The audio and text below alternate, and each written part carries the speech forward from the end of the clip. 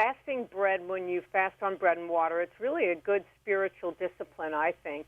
And it's a way, I think, also, Annie, to connect with the meaning of Lent.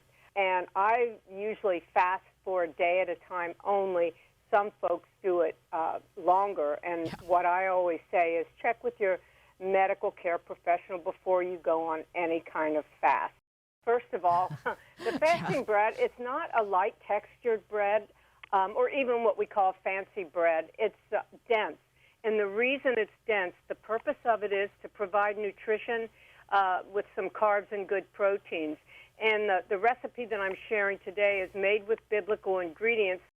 Yeah, okay, so we've got, I'm going to go through all of them here. Flour, yeast, salt, olive oil, honey, fruits, and nuts.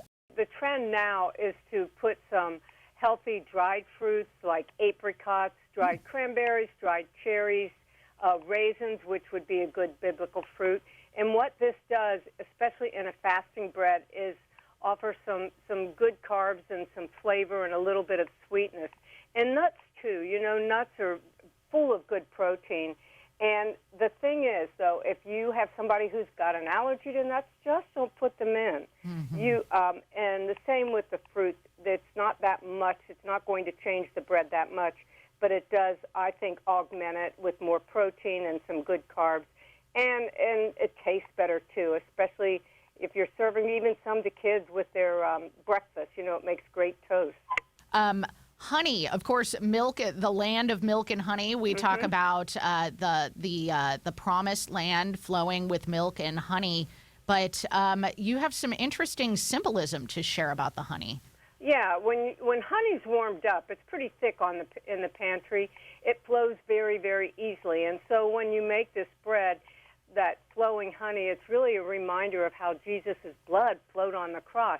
Perfect for Lent, I think. Wow, absolutely. And as we look to our own spiritual lives in this time of fasting, we have yeast and salt, which can be such great imagery when it comes to the spiritual life. Oh, yeah, yeast. Think about this. It's unifying. When you put yeast in bread, it makes everything come together, unifying many parts into one.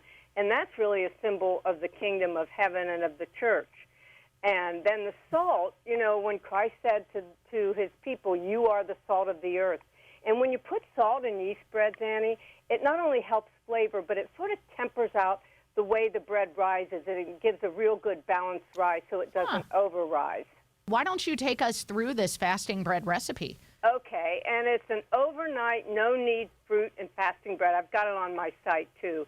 So basically, you're going to take a big bowl and you're going to whisk together 3 cups of all-purpose flour, a cup of nuts, 3/4 cup of fruit, dried fruit, and a couple teaspoons of salt, and about a half a teaspoon of yeast. And then you mix all that together. And then you take some warm water, about 1.5 cups of real warm water, mix that with 3 tablespoons of honey, and you make a well in the dry ingredients. Then you pour that wet mixture in and just stir it up. It's going to be so sticky. It's not going to look like bread dough. And then you just cover that and leave it on the counter anywhere from 12 to 24 hours. Wow. And then you just dump it out, knead it a little bit, and bake it up. And it is delicious, nice and dark on top, crusty and moist in the center.